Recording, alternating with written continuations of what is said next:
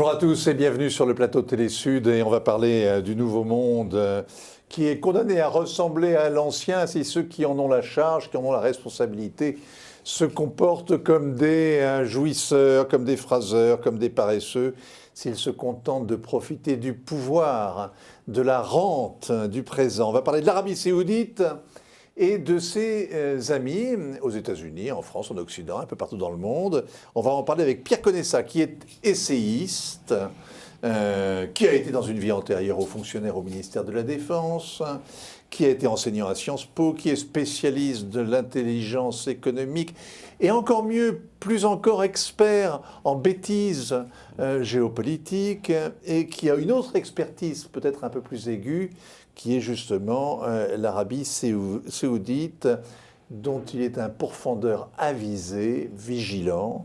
Et il publie ces jours-ci le lobby saoudien en France, une investigation exceptionnelle sur les liens troubles qu'entretiennent la France et l'Arabie Saoudite depuis tant d'années.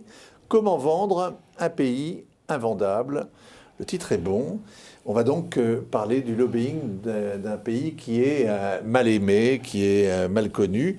Et puis, on rejoindra en duplex dans quelques instants Jean-Gabriel Frédé, qui est journaliste, qui a mené l'enquête sur une affaire qu'il ne faut pas réduire à ce qu'elle est, à la façon dont on l'a présentée souvent, à savoir l'affaire Epstein.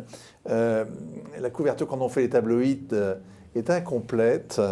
Derrière le fait divers, le scandale d'un prédateur qui s'attaquait à de très jeunes filles, eh bien, il y a... l'affaire révèle toute une Amérique qu'on ne soupçonne pas forcément, celle de la corruption, de l'impunité, de la justice, et c'est l'intérêt de ce livre de révéler tout ça et de raconter toute l'affaire. Mais d'abord donc, l'Arabie Saoudite qui a des amis hors de prix, ou du moins, elle connaît le prix qu'il faut payer pour avoir des amis. On pourrait peut-être dire des choses comme ça. Hein. Oui, pour l'Arabie Saoudite, hors de prix ne signifie rien. Oui, c'est vrai effectivement, mais après tout, que l'amitié est un prix, tous les États entretiennent des réseaux d'amitié, des réseaux de relations. Tous essaient d'avoir des gens qui les soutiennent et sont prêts pour cela, à faire des efforts, non? Oui, bien entendu. Ça fait partie de la politique publique, de valoriser l'originalité, les capacités de chaque État, etc. Ce qui est difficile dans le cas de l'Arabie Saoudite, comme je le dis, c'est un pays invendable, c'est-à-dire c'est un pays qui cumule toutes les atteintes possibles et imaginables aux droits de l'homme. Et aux droits de la femme, n'en parlons même pas, parce qu'elle n'en a pas de droit. Donc en fait, on se dit, pourquoi l'Arabie Saoudite arrive-t-elle si bas dans les dénonciations dont nous sommes nos producteurs à profusion? Je vous prends un seul exemple. En termes de condamnation à mort et de décapitation, si on rapporte le nombre de décapitations en Arabie Saoudite par rapport à la population et qu'on la compare avec la Chine, on décapite plus en Arabie Saoudite qu'en Chine. Bon, personne ne va dénoncer l'Arabie Saoudite. C'est vrai qu'avec 25 millions d'habitants, on est loin des 1,3 milliard de Chinois. Mais pourtant, la pratique est plus répandue en Arabie Saoudite. Quand vous avez l'affaire Khashoggi et qu'en même temps vous avez fait l'affaire Skripal, vous vous dites avec Skripal on prend des sanctions contre Poutine, nous serons intraitables, etc. Avec Khashoggi, personne n'a pris de sanctions. Toutes les boîtes dont je cite le nom, il n'y en a qu'une seule qui a cassé son contrat avec l'Arabie Saoudite.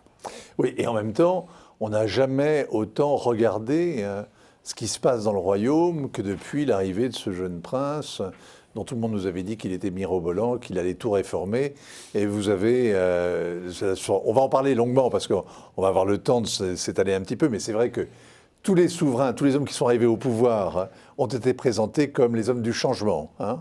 Ça, c'est constant dans l'histoire de la royauté, du régime. C'est une technique de communication qui a été régulièrement utilisée, sans obligatoirement l'apport d'intelligence des boîtes de com. Non, effectivement... Mais là, c'est vrai. Oui, mais c'est vrai. Le problème, c'est que comme on ne savait pas quoi dire sur l'Arabie Saoudite, puisque rappelez-vous que le processus de succession en Arabie Saoudite est ce qu'on appelle un processus adelphique. Oui, c'est-à-dire, vous avez le fondateur Abdelaziz Saoud qui s'est marié 12 fois, bon, il n'en avait toujours que 4, parce qu'il fallait il répudiait pour en prendre une autre. 4 comme le prophète. Voilà, il fallait toujours qu'il soit dans les règles. Et donc, dans l'ordre de succession, c'était le fils aîné de la première femme, auquel succédait le fils aîné de la deuxième femme, et ensuite, etc., etc. Or, il y en a eu 12. Bon. Et donc, ça vous explique qu'ils étaient tous des nonagénaires qui se battaient avec des octogénaires pour se succéder. Bon.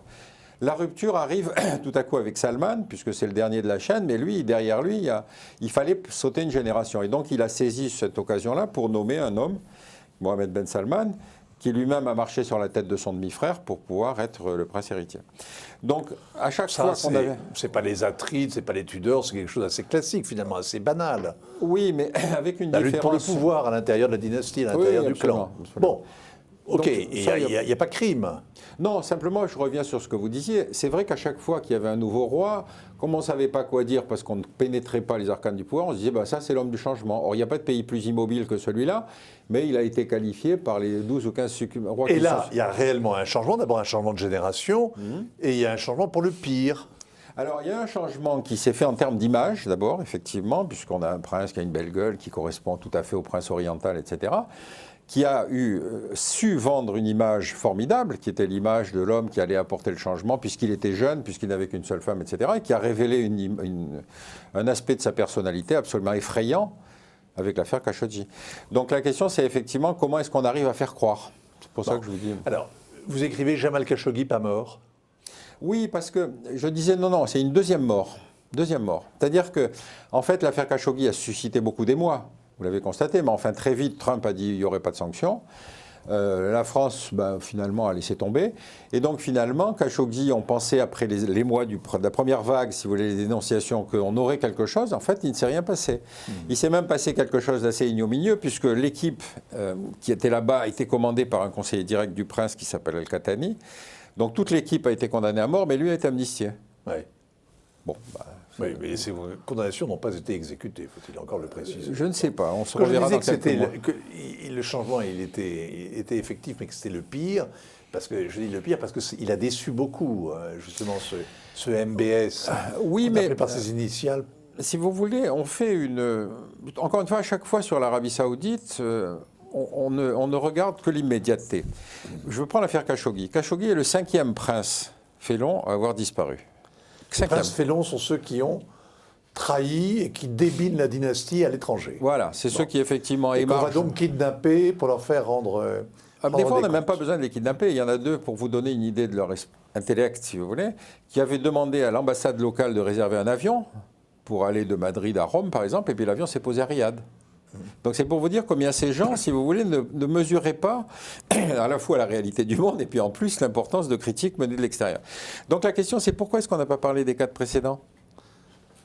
Parce qu'à l'époque, on ne le savait pas, ou on n'y prêtait pas vraiment attention. Non, puis médiatiquement... Il y avait une impunité des Saoudiens. Non, mais médiatiquement, qui va s'intéresser à un prince saoudien qui disparaît ? Ça n'a aucun intérêt. Médiatiquement, ça n'a aucun intérêt. Dans l'affaire Khashoggi, il y a une machine de relations publiques extraordinaire qui joue contre l'Arabie Saoudite, qui est l'État turc, le régime Erdogan, qui met en scène, qui distille les vérités, et qui accable et qui piège réellement le trône saoudien. Absolument.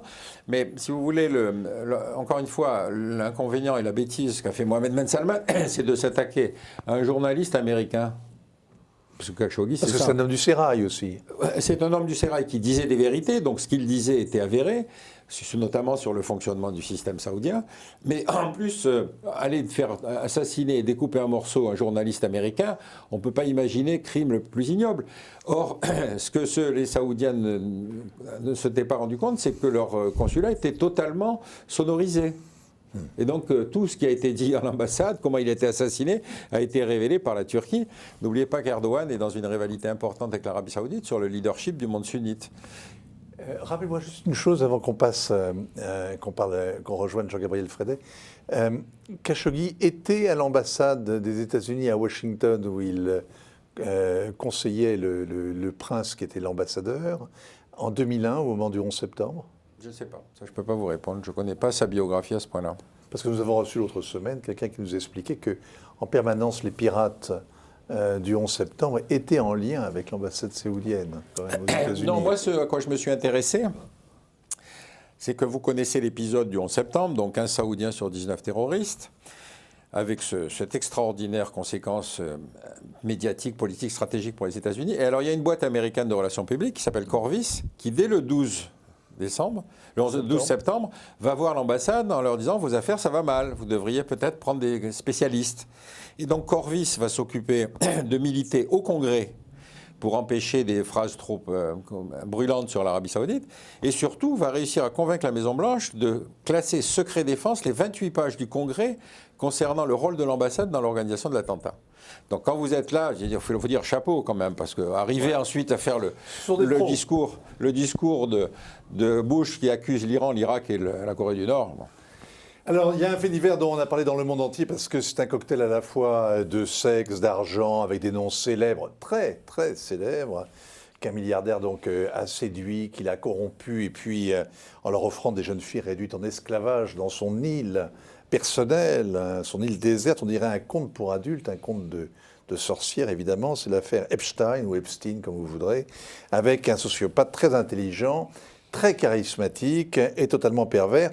Jean-Gabriel Fradet, qui connaît bien les États-Unis et qui a vécu et travaillé sur place, vient de publier donc L'île de tous les vices, que voici, où il tente de comprendre l'ahurissante impunité dont a profité Epstein. Bonjour Jean-Gabriel Fradet, vous nous entendez? Vous êtes là? Très bien, très bien, très bien. Alors, quand on lit votre livre, on se dit qu'on connaît beaucoup de choses sur Jeffrey Epstein et sur toute l'affaire, mais qu'on ignore l'essentiel. Comment a-t-il pu tenir aussi longtemps et qui a-t-il fait chanter, en fait? L'impunité d'Epstein, c'est cette extraordinaire machine judiciaire américaine qui, vous vous rappelez ce mot de La Fontaine, suivant que vous serez puissant ou misérable, le jugement des courbes. Oui, bien sûr. Mais dans l'histoire, il y a quand même une autre dimension, parce qu'on est sidéré par les invraisemblances que vous mettez en lumière. Les caméras qui tombent en panne, par exemple, à l'occasion de sa mort, qui arrange quand même beaucoup de monde. Les caméras tombent en panne, les gardiens font pas la ronde, les vidéos que lui-même avait tournées, qui pouvaient donc accabler un certain nombre de gens de son entourage, toutes ces vidéos disparaissent. Tout ça fait beaucoup de hasards qui, évidemment, sont très suspects. Oui, tout à fait. Ben, si vous voulez, et qui finalement deviennent accablantes. C'est ce système pénal qui fait que la multiplication des présomptions aboutissent à une preuve irréfragable. Alors, vous faites allusion à quoi? Vous faites allusion à ces caméras de surveillance dans la prison la mieux gardée des États-Unis, l'espèce de Guantanamo new-yorkais, qui se sont bizarrement, curieusement arrêtés pendant 6 heures, pendant lesquelles Epstein, ce milliardaire prédateur, se serait pendu, ou, selon la majorité de l'opinion des Américains, aurait été suicidé. Vous avez une troisième thèse. Vous avez une autre hypothèse. Moi, j'avais lu ça nulle part ailleurs. Une autre hypothèse de l'auto-suffocation érotique, si vous voulez. Oui. Il se serait pendu parce que la pendaison, relisez le Marquis de Sade, a des effets sur l'érection qui permet à quelqu'un qui est condamné à l'isolement de continuer ses pratiques sexuelles d'une autre façon. Il aurait été puni pour son vice, il se serait puni lui-même. Il aurait été puni pour son vice. Vous faites allusion aussi à des sextapes, à des vidéos qui auraient été prises dans chacune de ces 5 résidences. Il avait une résidence, un hôtel particulier extraordinaire à New York, une maison formidable à Palm Beach, un ranch, Zorro Ranch dans le Nevada, etc., etc. Et tous ces gens de la bonne société new-yorkaise qui recevaient, généralement en compagnie de jeunes filles très jeunes, pour s'adonner à leur fréquentation favorite, eh bien tous ces gestes auraient été filmés et comme par hasard, le FBI n'a jamais pu mettre la main sur ces sextapes, elles ont disparu, plusieurs sources ont dit qu'elles seraient en lieu sûr, qu'une copie aurait été faite. Pourquoi? Parce qu'effectivement, une partie des amis de la bonne société qui figurait sur le petit carnet de M. Jeffrey Epstein ont tout à redouter de voir leur respectabilité sociale mise en cause par ces vidéos. Oui, bien sûr. Alors, il y a le tyran jouisseur de la Caraïbe qui reçoit comme ça du beau monde et qui a de quoi faire chanter des magistrats, des hommes politiques, toutes sortes de personnalités. Mais est-ce qu'à votre avis, il y a une affaire d'État? Parce qu'on sent bien que vous redoutez d'être traité de complotiste, mais quand même, bon, on se pose la question. Est-ce que selon vous, il y a une affaire d'État derrière ce fait de société, derrière l'affaire Epstein? Moi, je trouve d'abord, il y a un dysfonctionnement général dont la magnitude pose des questions sur l'état de droit. Ça, c'est une première chose. La deuxième chose, c'est que, au-delà de la bonne société new-yorkaise, figuraient parmi les amis avérés de Jeffrey Epstein 2 anciens présidents des États-Unis. Le premier, c'est Bill Clinton, qui a utilisé, ça a été établi, même il en conteste le nombre, qui a utilisé 21 fois le Boeing 727 privé d'Epstein. Alors, Clinton reconnaît 4 fois. Mais enfin, ils étaient au dernier bien, c'était un de ses amis. Epstein prêtait son avion et l'a accompagné dans sa tournée, dans une de ses tournées africaines ou pour sa fondation. Et puis le deuxième grand ami de Jeffrey Epstein, c'était tout simplement... C'était Donald Trump. Donald Trump avait déjà acheté cette extraordinaire résidence de Mar-a-Lago en Floride, qui était à quelques encablures de la maison de Jeffrey Epstein. Et à l'époque, alors il faut retour en arrière, on est cette fois-ci à la fin des années 80, au début des années 90. Donald Trump n'est alors qu'un promoteur à succès, mais très... on dirait aujourd'hui, passez-moi l'expression, très coureur, c'est un womanizer. Oui, mais ils sont jamais cachés de ça.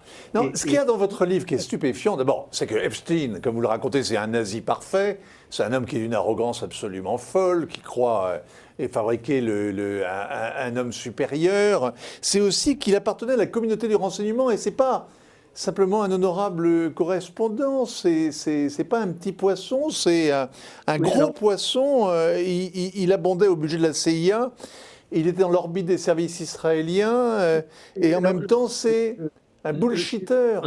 C'est un petit peu plus compliqué que ça. L'espionnage aujourd'hui, c'est pas forcément James Bond, c'est quelquefois raconter des choses qui peuvent être déstabilisantes pour des personnalités. Epstein était très copain avec le prince Andrew, qui était lui-même très introduit dans la société britannique et dans la bonne société anglaise, qui n'était pas toujours très fiable et qui pouvait lui raconter des choses sur les petits défauts des grands de ce monde. Et c'est un levier de chantage qui, quelquefois, est aussi important qu'un secret militaire. Donc, il avait ses entrées, certainement, Jeffrey Epstein, au Mossad. Il avait travaillé un moment pour la CIA, à un moment où il était une petite main d'Adnan Khashoggi.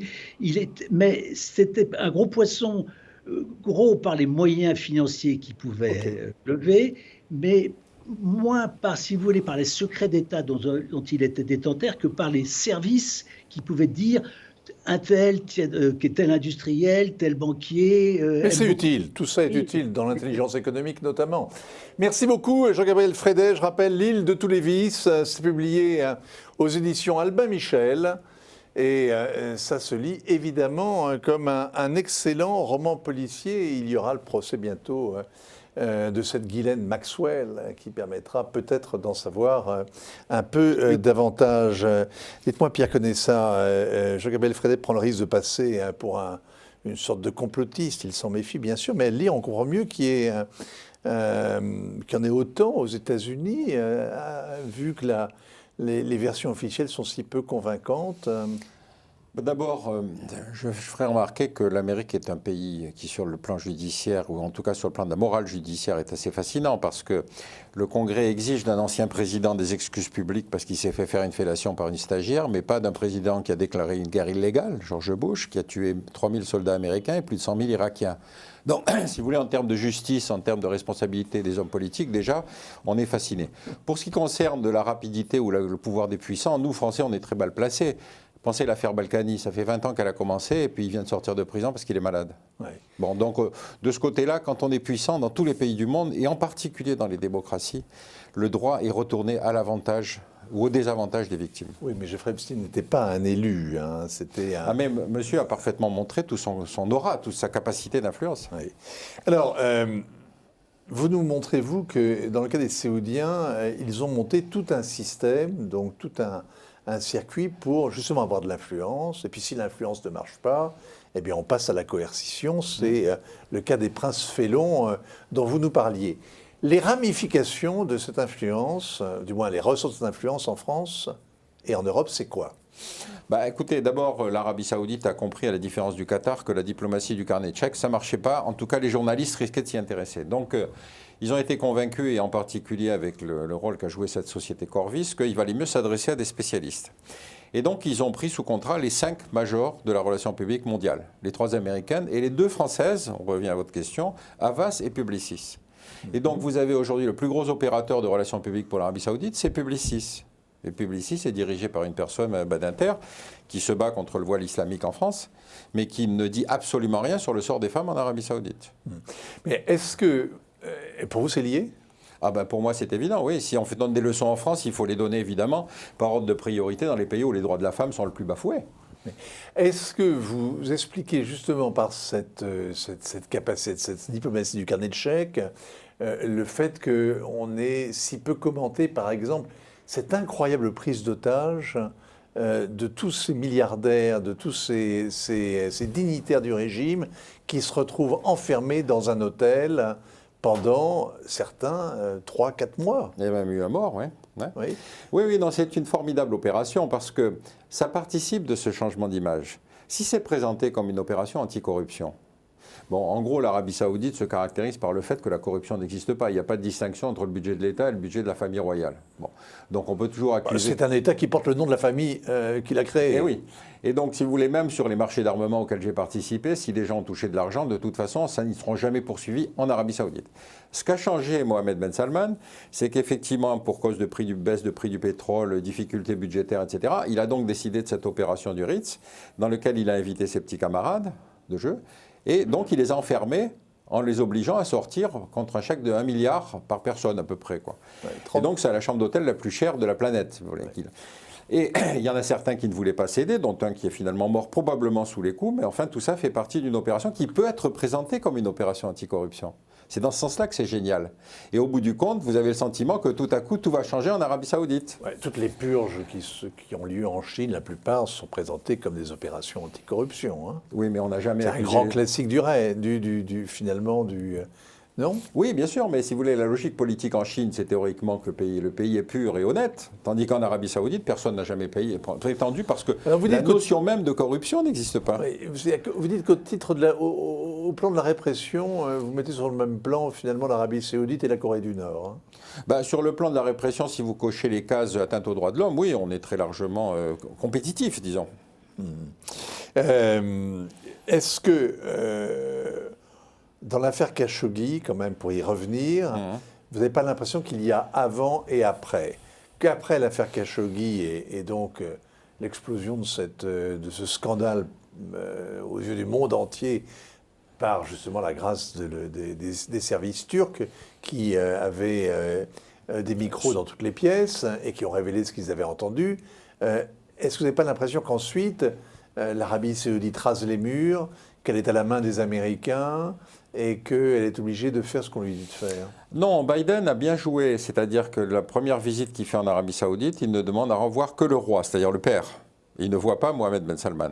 Donc en gros, il fait comprendre au père que son véritable interlocuteur, c'est le roi. Ça n'est pas Mohamed Ben Salman, qui était l'interlocuteur habituel de Trump.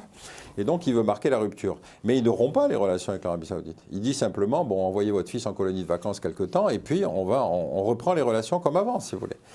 Et je vous dis, de toutes ces entreprises que je lise dans ce bouquin, il n'y en a qu'une seule qui, après l'affaire Khashoggi, a résilié son contrat. Une entreprise américaine, aucune française, je vous rassure. Alors, Havas est plus intelligente que Publicis, parce que Havas dit, oui, nous travaillons pour l'Arabie Saoudite, mais nous essayons de peser dans le sens d'une réforme. Donc, effectivement, ils sont dans leur métier, moi je ne les critique pas pour ça. C'est une forme de tortucherie. Il y a une grande indifférence au malheur des Saoudiens. On n'est pas concernés. Oui, je suis d'accord avec vous, mais enfin, une entreprise de relations publiques, vous en avez plusieurs catégories. Donc, quand on traite d'un pays aussi riche et aussi important que l'Arabie Saoudite, on peut faire quelques entorses à sa morale. Mais par exemple, l'avantage de ces grosses boîtes, c'est qu'elles ont plein de filiales. Et donc, ça n'est pas toujours la boîte elle-même qui, par exemple, quand il y a des invitations qui sont lancées, on ne va pas dire c'est Publicis, Havas ou Omnicom.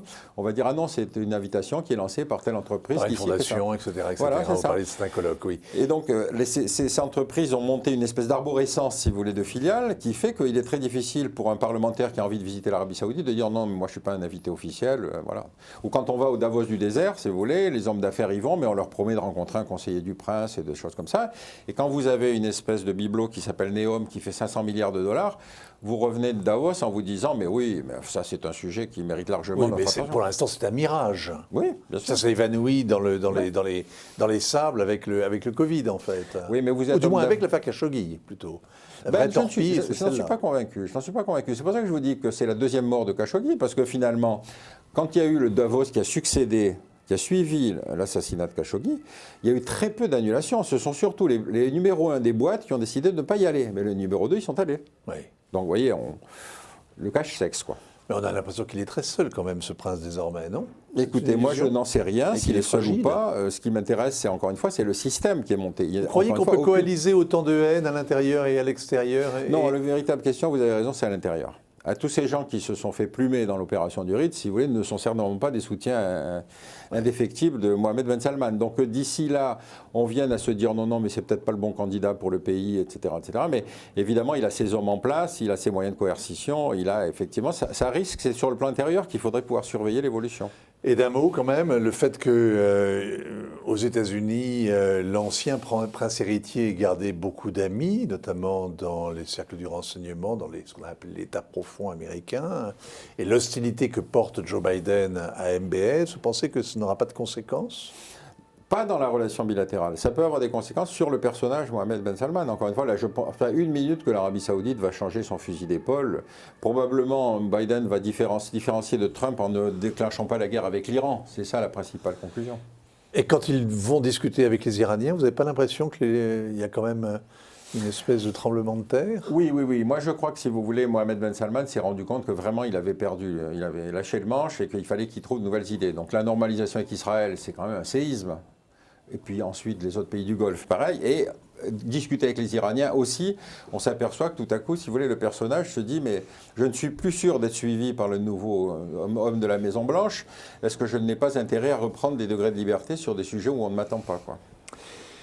Le lobby saoudien en France, comment vendre un pays invendable, c'est publié chez De Noël. C'est Pierre Conessa qui l'a écrit, mais pas tout seul, parce qu'il rend hommage. Alors c'est rare, parce que il y a quand même beaucoup de gens qui font travailler des auteurs qu'ils cachent dans leur placard, mais là, il y a sur la couverture le nom de Sophia Farhad, de Régis Soubrouillard et de Awes Séniguer.